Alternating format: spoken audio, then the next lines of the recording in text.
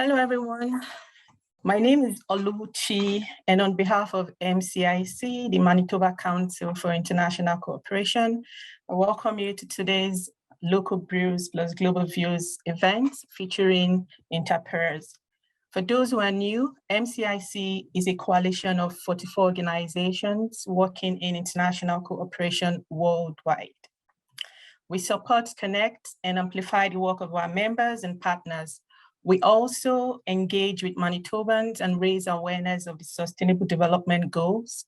This event is sponsored in part by funding from Global Affairs Canada, and we're grateful for their support. We acknowledge that we're hosting this event from Winnipeg, which is on Treaty 1 territory, the traditional territory of many Indigenous communities, including the Anishinaabe, Cree, Oji-Cree, Dakota, and Dene peoples, and the homeland of the Métis Nation. Today, we'll be hearing from one of our members, interpairs, and their work with the Likhaan Center for Women's Health in Manila, the Philippines. The Philippines has one of the highest rates of teen pregnancy in Asia. However, teen pregnancies are a global problem occurring in high, middle, and low-income countries worldwide. They are more likely to occur in marginalized communities, and they are often driven by poverty, lack of education, and employment opportunities. Teen pregnancies have major health consequences for the mothers and the babies as well. The World Health Organization estimates that of the nearly 6 million abortions that occur yearly among adolescent girls aged 15 to 19 years, about 3.9 million are unsafe, contributing to maternal mortality, morbidity, and lasting health problems. This evening, we'll be hearing how this issue is being addressed in some areas in Manila. Today, I'm excited to be joined by two guests. First, I would like to introduce David Bruer. David Brewer has been a program manager with Interpairs, a Canadian feminist social justice organization, since 2002. David obtained his first degree in environmental science, and after 2 years of teaching in Nigeria, which is my home country, he returned to Canada to study resource management. After working in the environmental movement in Canada, he moved to Mexico and then to Guatemala, where he worked from 1993 to 2000 on the process of the return of Guatemalan refugees and the establishment and development of new cooperatives. Returning to Canada in 2002, David joined Interpairs. He's been responsible for the program in Colombia, around strengthening the organizations of the internally displaced. Since 2007, David has been working with Interpairs Asia program with counterparts in the Philippines, India, and Bangladesh. Thank you for joining us this evening, David. Over to you. Thank you to MCIC for hosting. Thank you to Global Affairs Canada, both for their support to MCIC and their support to us for the project that we have. My name is David. I'm a program manager with Interpairs, and I am speaking to you from the unceded territory of the Anishinaabe Omami-Winini people, or the Algonquins, here in Ottawa. Some of you may be familiar with Interpairs, but very briefly, for those of you who are not, as Oluchi said, we like to define ourselves, to describe ourselves as a feminist social justice organization rather than an international development organization. We were formed in 1975, and we only have one office here in Canada. We don't have overseas staff. Where our approach has been to form long-term relationships of solidarity with organizations in the Global South who share our belief that poverty and marginalization are the result of inequality and injustice, both within countries and among countries. So we don't tell our partners what to do, despite Global Affairs sometimes saying you have to exercise direction and control over all your projects. But we actually believe that Likhaan and our other counterparts are the people who know their own countries. They know the obstacles that people face and how best to overcome those obstacles. And we see our role as being to support and be in solidarity with them. Inter pares are, the words are Latin, they mean among equals. And that is how we try to maintain the relationship with our local partners around the world. In the case of Likhaan, we've been supporting their work since they were formed in 1995. So it goes back a ways. And we plan on continuing to support them for the foreseeable future. We think that bringing about the change in society takes time. So since we're here in Canada, I'll give you a short Canadian history lesson. The Canadian Medical Association began to advocate for the legalization of contraception in Canada in the 1930s. It was finally made legal in 1969. So that was not a short process. That was a long struggle. We don't think it really makes a lot of sense to do short development projects and expect things to change in 5 years so that we can then go on to the next project. We hope for change faster than that Canadian example, but we think that long-term support is really, really important to this kind of process. That's our approach. We think it's effective. The struggle for the reproductive health law in the Philippines was long, and Erick may mention that in his presentation. And we supported Likhaan through that entire struggle that was more than a decade. Women from poor communities in Metro Manila started as community health promoters with no knowledge of sexual and reproductive health. And now 20 years later, some of them are the most respected experts in their communities on this. So we think there are advantages to that long term. We have currently a 5-year project that includes Likhaan's work in the Philippines around adolescent sexual and reproductive health. It is supported by the partnership branch of Global Affairs Canada. And once again, I wish to thank them for that support. But this evening is about Likhaan. And so I am going to turn things over to somebody that I have the privilege of knowing during many trips to the Philippines, Erick Bernardo. Erick is a registered nurse. He is a staunch advocate of sexual and reproductive health and rights, and he helped form the Philippine Society of Sexual and Reproductive Health Nurses, and he's currently president of that association. He has his master's in nursing, and he did his thesis on reproductive health in emergency situations. He sits as a member of the Adolescent Health and Development Technical Working Group of the Philippines Department of Health. And from my perspective, most importantly, he is the project coordinator for this project and the person that I bugged to get all the information so I could send the reports to Global Affairs Canada. He's been very active in recent campaigns on combating teenage pregnancy, and I'm really, really delighted that he can be with us this evening, which is fairly early for him in the morning in Manila on the other side of the world. So thank you, Erick, and I will turn it over to you. Again, my name is Erick Bernardo. I'm the current Adolescent Sexual Reproductive Health Program Coordinator of Likhaan Center for Women's Health. And thank you to Inter pares for extending the invitation into MCIC for hosting this webinar. So I'll be giving a brief overview of what is Likhaan, what Likhaan has been doing, how we shifted from our usual groundwork to, how the pandemic has caused us to shift from our usual groundwork to online activities.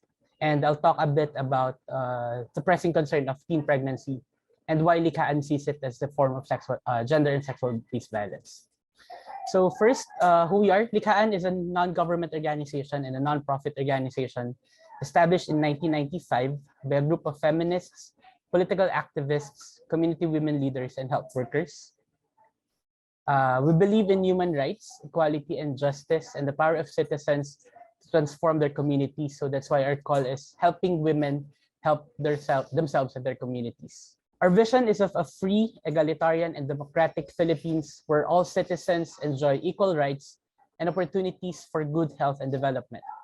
Quite vague, but I guess that's what we're here for. And our mission is to help women and poor communities harness their resources and engage governments and other power holders to transform unjust and inequitable situations. So this is our main reason for why we're doing what we do. First, we do community education and organizing. We have trained women and youth organizers discussing practical aspects of health, gender, culture, human rights, governance, and other social issues with neighbors and peers. So in this picture is an adolescent boy reading one of our booklets called Siya Na Nga Ba. In the vernacular, it's loosely translated to Is He or She the One? So it talks about relationships, it talks about whether to find out if your partner is the right person for you or not, and gives our adolescents and young people the option for contraception, the option for where they can get more information and services. We also run primary care clinics for women. We have trained nurses and midwives running 8 primary care clinics for women in poor communities, and they provide contraception, antenatal and postpartum care, birthing in DOH, Department of Health, and Philippine Health Insurance Corporation licensed birthing homes, VIA or visual inspection through acetic acid, and cryotherapy for cervical cancer, treatment of reproductive tract infections. We also teach breast self-exam, and we also do counseling and referral for gender-based violence. As pictured here are some adolescent, pregnant or teenage mothers already who are visiting the clinic. If you can see the bandage on their left arms, they just had their implants inserted. So Likhaan believes in the concept of designated care, or we don't have obstetricians, we don't have doctors in all our clinics. We have nurses and midwives running our clinics, and they provide the services to the communities that we serve. And lastly, Likhaan does policy advocacy.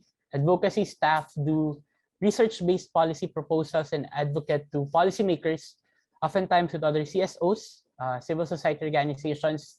We have produced several policy papers on issues about abortion, emergency obstetric care, Manila's contraceptive ban, family planning, sexual reproductive health and sexual reproductive rights, comprehensive sexuality education standards, fundamentalism, and human rights and ethics-based guidelines for providers of adolescent reproductive health. So at present, Likhaan is a current CSO Secretariat to the RPRH Law National Implementation Team. We are also co-convener of the Reproductive Health Advocacy Network, a network of community women, members of the academe, medical practitioners, CSO workers, feminists, individuals, and all that, supporting the long struggle for reproductive health. As David mentioned, it took years. It took around 14, 16 years prior to us having the reproductive health law enacted back in 2012. As we all know, the Philippines is one of the countries with where abortion is completely illegal, regardless of cause.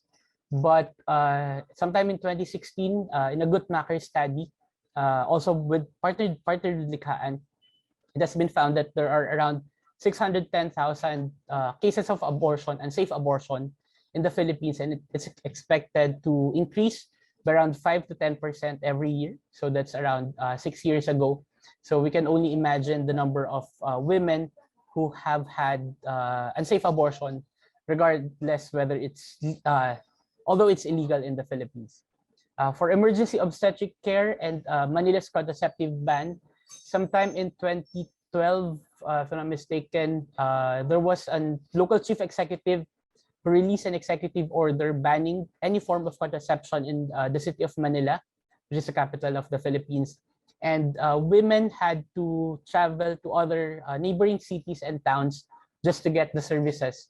So what Likhaan did, we provided the services still, and it led to a SEDO investigation, and we were able to turn it around, and now women of Manila are now enjoying the rights to contraceptive services. For CSE standards, Likhaan developed the standards being utilized by the Department of Education. We partnered with a number of experts in the academe, feminist groups, legislators, and all that, so that now we have CSE in place, but we're still waiting actually for DepEd to finally roll it out because as of now, given the pandemic, they're still in the process of pilot implementation in 3 regions with the highest number of teenage pregnancies. So this is now the pandemic shift for Likhaan from offline to online. Since we started in 1995, we have been doing our activities in the grassroots, talking to persons in person, going house to house, giving mass education in communities and all that. But everything shifted because of the pandemic. Next slide, please. So prior to the start of all the restrictions, we come up with flyers and brochures about COVID-19, what it is and what it's not, because we found that the government failed to communicate how bad the effects of the pandemic is. So we developed reading materials in the vernacular. We translated reading materials in the vernacular, give it out to communities. We would also post them on entry points when it was first, when there were community lockdowns and all that. So that people prior to going in and out of their communities would know about COVID and its effect and all that. And since we're providing health services, we know how indispensable sexual reproductive health services are, even in times of pandemic. So we have to protect ourselves and our clients. So we made use of protective barriers in clinics. Some have funds to get themselves acrylic barriers. Some would just have plastic covers and makeshift barriers just to prevent in-person contact. So here are another forms of protective barriers that we use. Again, we have to continuously provide services regardless if it's pandemic or not. And there was a point sometime in 2020 when the pandemic started that the government issued quarantine passes, and it's usually the head of the household who's given quarantine passes, and they're the only ones allowed to go out. And we have seen a number of men going into our clinics to get their wives or their partners resupply for pills. This one here is a male partner going in one of our clinics in Bulacan and getting her wife pill resupply, his wife pill resupply. So we were able to engage men because they were the only ones who can go out and go elsewhere where they need to get services and access services. And given that there were limitations in movement, we started with promoting self-care back in 2020. This is Konsultahang SRH, or this is how to do SRH consultations in the new normal using of online technology. We started with the webinar on how to do self-care. This opened up our online teleconsultations. We would usually see clients, in the past, we would just see clients from where our clinics are, where our communities are. But now with the online teleconsultations, we are seeing clients from all over the Philippines. Majority are from adolescents and young people, 15 to 24-year-olds. They usually seek consultations for what contraceptive method to use. They would usually go for online consultation if they're currently on a contraceptive but they're experiencing side effects. They wanted to make sure that what they're experiencing are normal. And as part of teleconsultation, we also do courier services. We made use of our couriers, such as Uber and Grab and all that, to deliver pills and condoms to clients nearby. And we also do initial counseling for those who would want to avail of long-acting reversible contraceptives, such as your implants and IUDs. As much as we wanted to do it online, clients need to go to the clinics, to our physical clinics, to avail of those services, because those are only given by trained health workers. We've also done several webinars on various issues surrounding sexual reproductive health. This is a webinar on maternal and newborn care, because we've been receiving a number of reports that pregnant mothers or expectant mothers were turned away in several hospitals because, for one, they need to have a negative RT-PCR test done, and given the economic situation in the Philippines, it's quite expensive at that time. So we have been receiving reports of clients being turned away, clients delivering in tricycles because they had to do hospital shopping, only to be turned away if not for an absent RT-PCR test result. The hospital is full of COVID patients, so they can no longer accept non-COVID clients. So we tried to gather representatives from World Health Organization Philippines. Dr. Josefa Belia Memorial Hospital is one of the biggest labor hospitals in the country, and the chair of the Professional Regulatory Board of Midwifery, to discuss what we can do so that our clients would still have access to safe delivery and access to trained providers to deliver birth. This one is a webinar on family planning, on how to address the unmet need for family planning during COVID-19. We have invited here representative from FP 2020, the global partnership, a former medical officer of World Health Organization in Geneva, the DOH Family Planning Program Manager, and the Executive Director of the Commission on Population Development. We have been receiving, because there was, again, as I mentioned, during the imposed community quarantines and lockdowns, even access to family planning services were not considered essential services. So I remember having I remember of a story of a 12-year-old child, a 12-year-old girl, although accompanied by her grandmother for her next dose of injectable, had to go 2 kilometers just to circumvent the checkpoint and visit the facility for her next dose of injectable.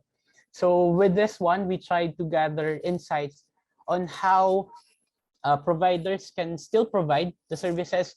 And that's when we came up with making use of couriers, making use of all available options, doing outreach, doing meetups and all that. So basically, this is a testament of the importance of still providing family planning, even in times of pandemic. And we also celebrated our 25th year back in 2020.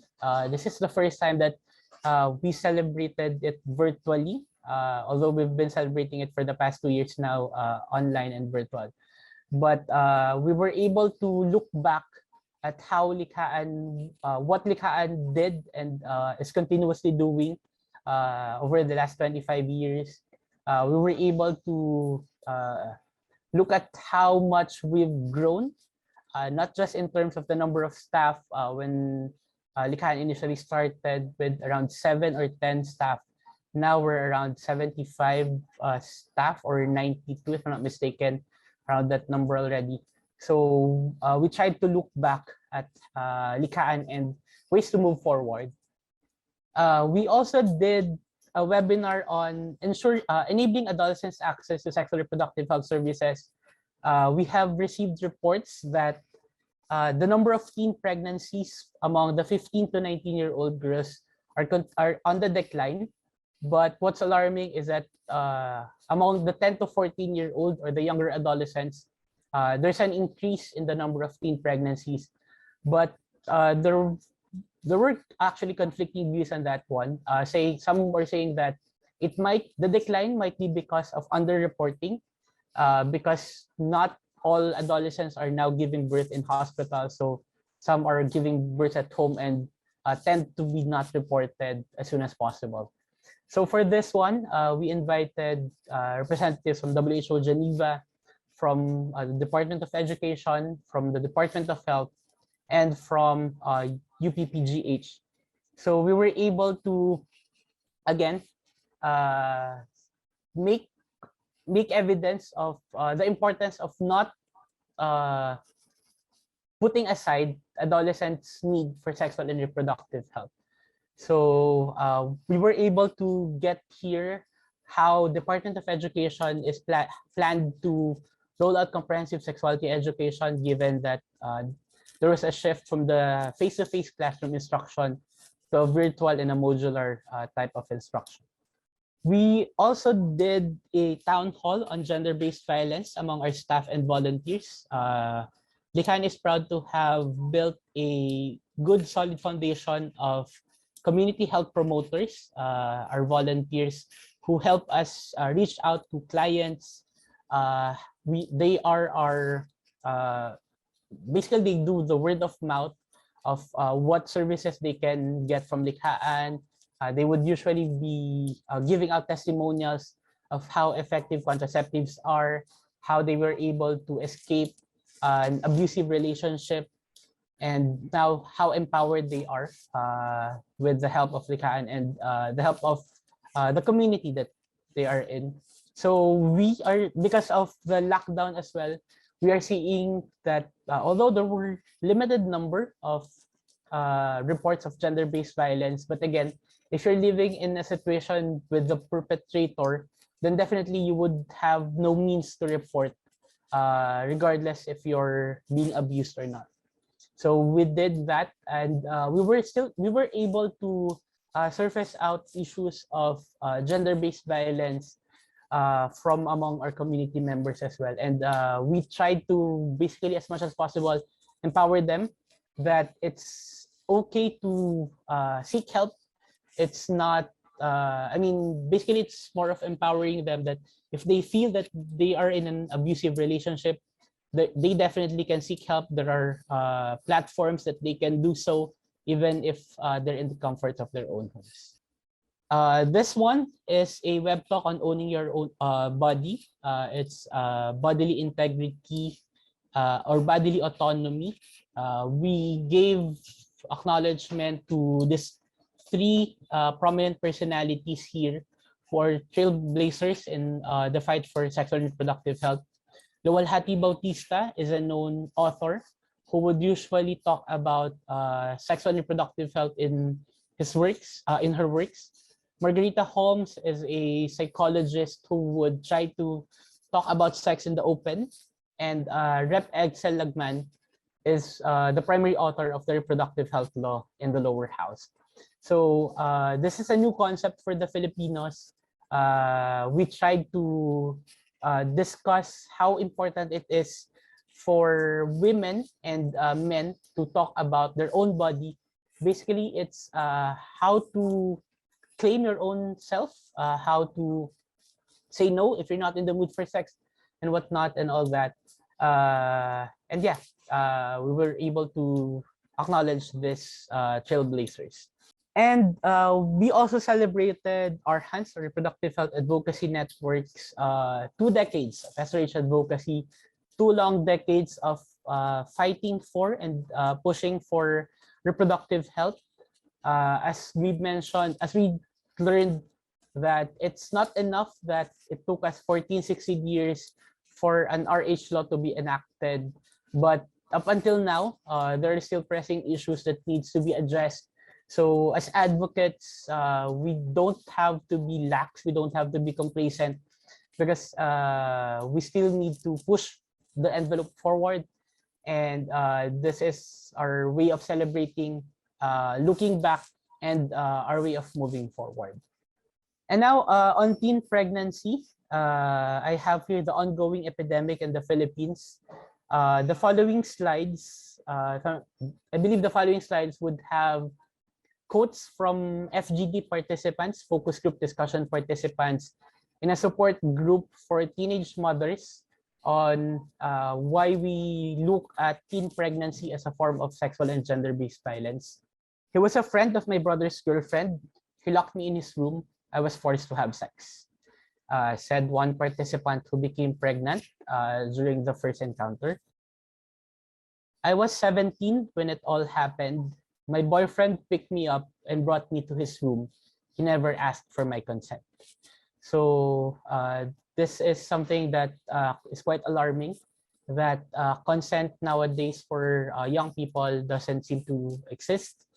So we're trying to find ways on how to explain further why consent is important. And even if consent is given at the onset, it can easily be withdrawn in the middle of the act. I was drunk when we had sex. He brought me to a nearby motel. So even our young people, our adolescents are already engaged in these vices. And as we all know, it may impair one's judgment. And the next thing she knew, they just finished sex, and apparently she got pregnant with that incident. Back in 2019, in August 2019, teenage pregnancy was declared a national social emergency. And in 2021, in June 2021, an executive order on adopting as a national priority the implementation of measures to address the root causes of teen pregnancy and mobilizing government agencies for the purpose was enacted. Although our only critic, or one of our main critics about this issue was that there was no mention of services. So it's like just talking to the crowd and saying that no, you can't have sex. But what do we do with people who are already sexually active? Do we still preach to them that you have to go back to being abstinent? And as we all know, that's not working, and that is not going to happen. So again, although we have this, we think that it's just mere paper, and as long as we deny our adolescents and young people of the services that they need, we would always have incidents of teenage pregnancies. There were several reports back in the past that the Philippines has been successful in preventing repeat pregnancies, but never the first pregnancy. So given this issuance, that access to contraceptive services was never mentioned, I don't think we would be able to address teenage pregnancies. So what Likhaan also did is to talk about teen pregnancy out in the open, look at it on a more with a more gender lens perspective. So in partnership with all these organizations, around 25 local campaigners, and in partnership with the Embassy of Netherlands in the Philippines, Global Affairs Canada, Interpares, and the European Union, we were able to come up with a campaign called Girls Centered, putting girls' voices in the center of teen pregnancy reduction programs. So we started with just talking about teen pregnancy in the open. It was followed by a town hall meeting, and then a web talk followed. This is Usapang Maselan, which means it's something that is not being talked about publicly or in the open, but we dared to talk about. The town hall and the web talk were able to gather around 1,000 viewers from all over the Philippines, and some other, even from other parts of the world, joined the activity. We also gathered around 150, 200 youth leaders, including elected local youth leaders, to talk about reduction of early and unintended pregnancies. And they were able to come up with a call to action on what the government, what our public health workers, our health workers in general, what our teachers, what our policymakers, what the community can do so that teen pregnancy can be averted. We used the findings of the Youth Summit in 2 roundtable discussions already. First is with community leaders on what they can do, including elected government officials at the local levels. And we also talked with health providers and policymakers on teen pregnancy. And the fourth, these 3 topics, sexuality education, parental consent, and emergency contraceptive, came out to be among the top issues that our adolescents and young people thought that can definitely address teenage pregnancy. So as we all know, as I've mentioned earlier, sexuality education is it's a mandate of the RPRH law back in 2012, but it was only in 2018 when the Department of Education came up with a national policy, and supposedly in 2020 they would do a national rollout, but given the pandemic, they started with the pilot implementation, and we're yet to see how implementation fidelity. We were there when we aligned the standards to the curriculum. We were part of the team that developed the modules, developed the materials, and all that. But it still lies with our teachers on how they would teach comprehensive sexuality education. On parental consent, the original wording of the law allows for minors who have had children, who have had miscarriage, to access contraceptives even without parental consent. But it was declared unconstitutional by the Supreme Court, saying that even those emancipated minors, their parents still need to have a say whether or not they should have access to contraceptives. And finally, emergency contraceptive pills.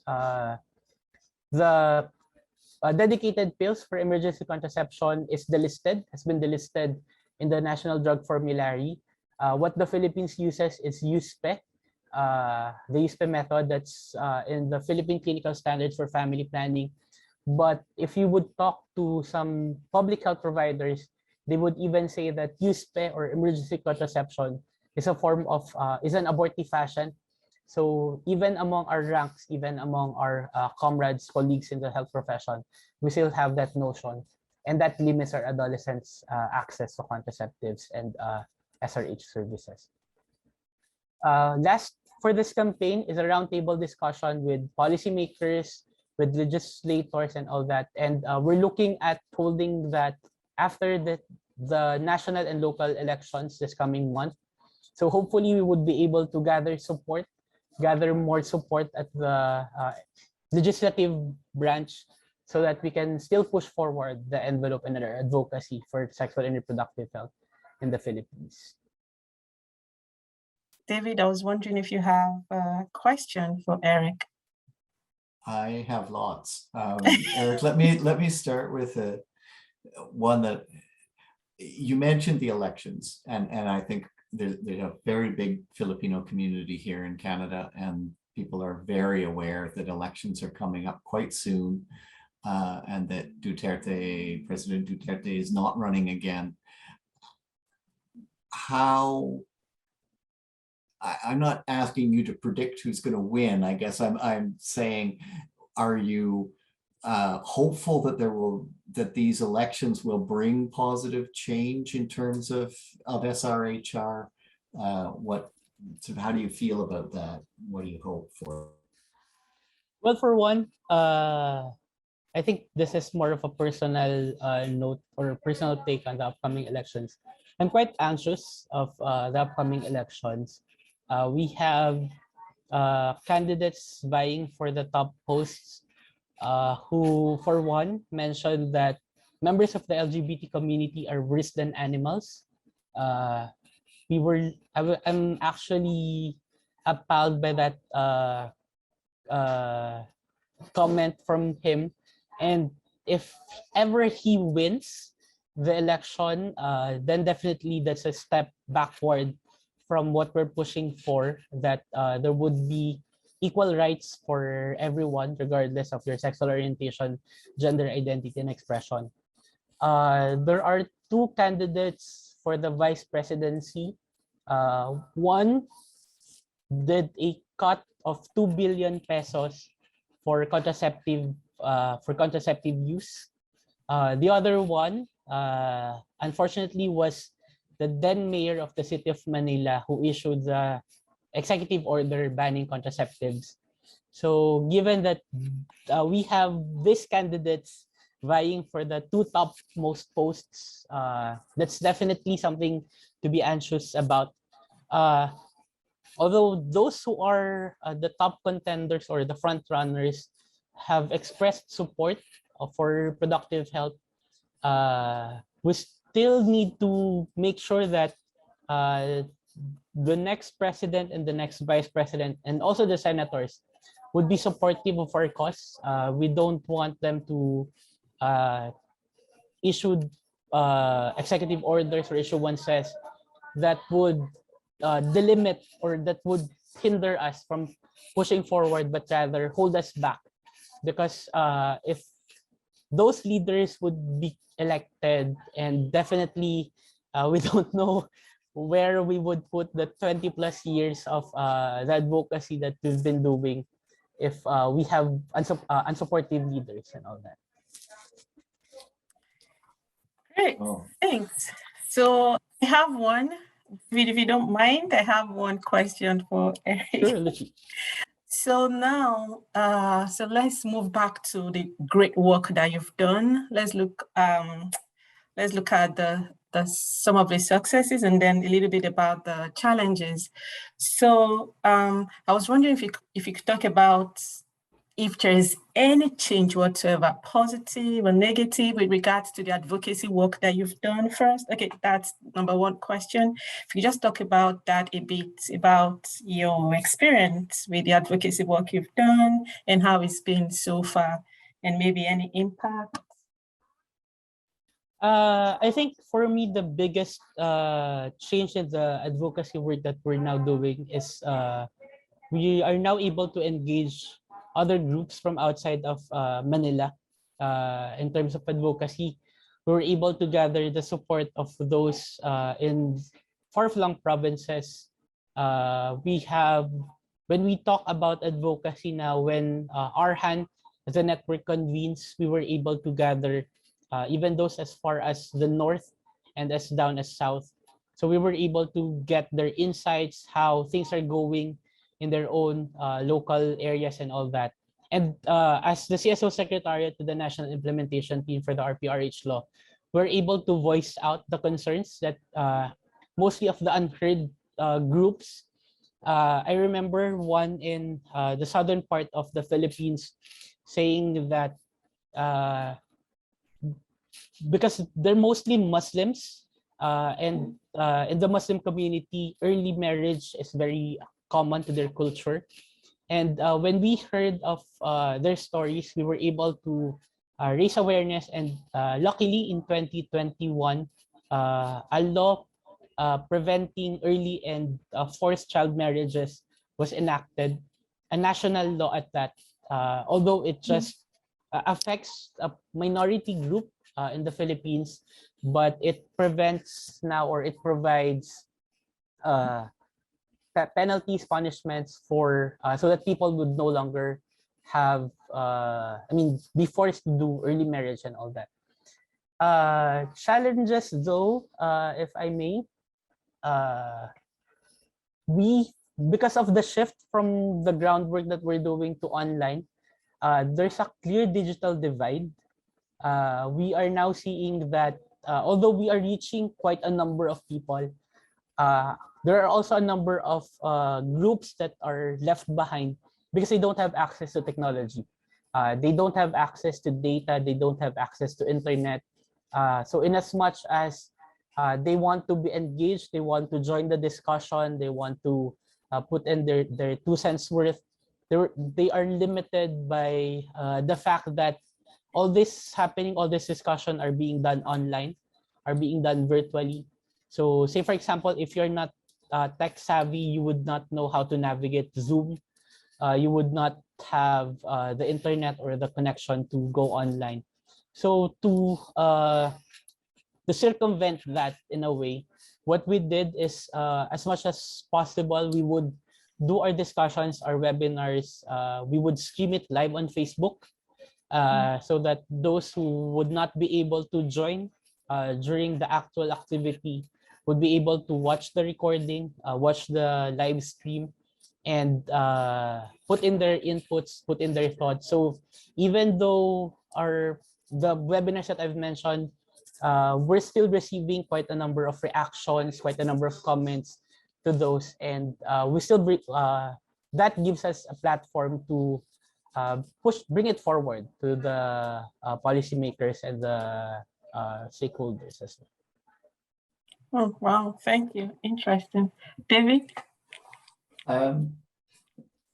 Yeah, Eric, maybe I'll ask kind of more technical question. So I know that Likhaan puts a lot of emphasis on contraceptive implants. When I started at Interpares, I mentioned implants from my experience living in Central America to some of my colleagues, and their immediate reaction was, ooh, those are dangerous. No, those are being forced on women in the global South. We shouldn't be doing that. Implants are bad. So when I came to the Philippines the first time and Likhaan started talking about implants, I was suspicious. So help me out with this. Why do people still have that suspicion, and is it justified? Or for one, implant is now the top 2 or top 3 choice of women for contraceptive in the Philippines. For one, it's long term. It's 3 years worth of contraceptive, wherein you don't have to go every so often in a facility just to have your pill resupplied, or go back to the facility for your next dose of injectable. Next is we are also seeing quite a number of women suffering from dysmenorrhea who are opting to go for either injectables or implants in the hopes that they would be amenorrheic for the next 3 years, because one of the common side effects of implants are changes in menstrual pattern, including amenorrhea. So some women who have menstrual cramps would really want to get an implant so that they would not have period cramps when they're having their menstrual periods and all that. Next, although for the past several years there have been shortage of implants, I think it's a global issue. There's only one distributor of implant in the Philippines. There were movement to to bring in another distributor, but I think it's pending with the Food and Drug Administration. We don't know for what reason or whatnot. But yeah, we're seeing a number of girls who would really want the implant. Although there have been news circulating about implants as abortive fashion, as the rod would, your muscle would fit into the rod and all that. It would be difficult for you to have it removed and all that. But that has long been dispelled. So now we're seeing a number of girls actually who are, there's actually a clamor for implants, definitely in the Philippines.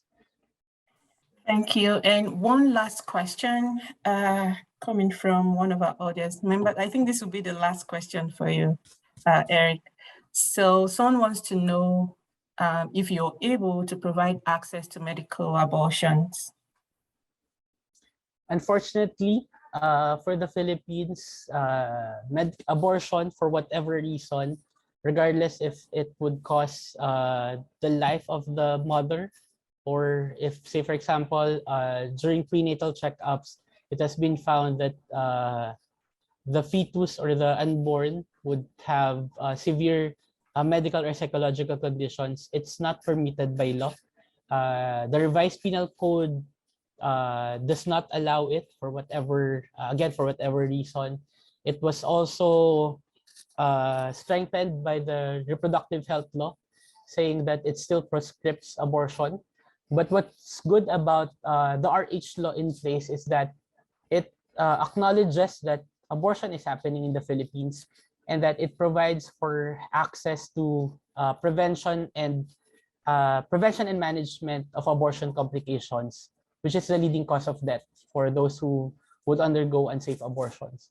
So there are now movements, there are now advocacy to push for the criminalization of abortion, or at least for some medical instances.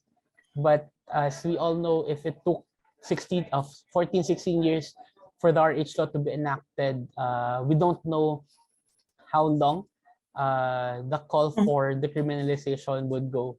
But definitely, Likhaan believes that women deserves the right to choose for themselves. So in as much as the only thing that we can do is to provide them with information and make sure that they don't go to unsafe abortion practices. You must be a little bit, we are all a bit in shock over the recent decision, or the leaked decision of the Supreme Court in the US, that seems like they're about to overturn Roe versus Wade and outlaw abortions in large parts of the states. So I hope that doesn't have any impact in terms of, I know that the global gag rule was a big problem in terms of funding, but hopefully that's not in place anyway. Can I squeeze in one more little question? I just wanted to ask Erick about the issue of, I mean, Manila is a huge port. The Philippines is a huge tourist destination. To what extent is prostitution an issue in this, and particularly with teenage girls? Is that something that you find or not? For one, prostitution is also illegal. Sex work is not considered work in the Philippines. Although there are some groups who would say that they are registered sex workers, there are some areas where there are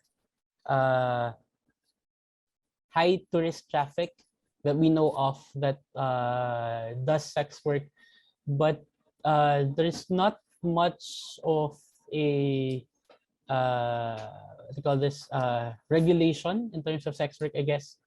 Now that everything shifted virtually, you can get sex at the tips of your fingertips. There are apps available wherein you get to hire someone, you get to pay for someone for you to have sex with. In one community that we work in Tondo, there's this area, it's near the port. We call these girls akyat barko, or those who would go jump the ship just to get sex. And I was able to talk to one of the pimps there, and she said that although it's illegal basically, but given the circumstance, given that some are students who need financial assistance for them to go to school or finish school and all that, some would really use that as a platform so that they could get all the help that they need. Unfortunately though, again, it's not, I mean, it's considered illegal. But for Likhaan, what we would usually do, we would usually provide services. We would usually test them for cervical cancers. We would give them contraceptives so that they would not get themselves pregnant because of the work that they do. We would basically tell them, or basically empower them, that regardless of the work that you do, although it's stigmatized, although it's looked down upon, but know that as a woman, as a person, you have the right to decide for your own self, for your own body. And this is what we can do to help you survive. Thank you. Thank you. David, are you done with that last question? I probably have 100 more questions, but I will stop. We ran out of time. Thank you so much. I want this opportunity to thank you, David and Eric, for being here and giving this very inspiring and very interesting presentation.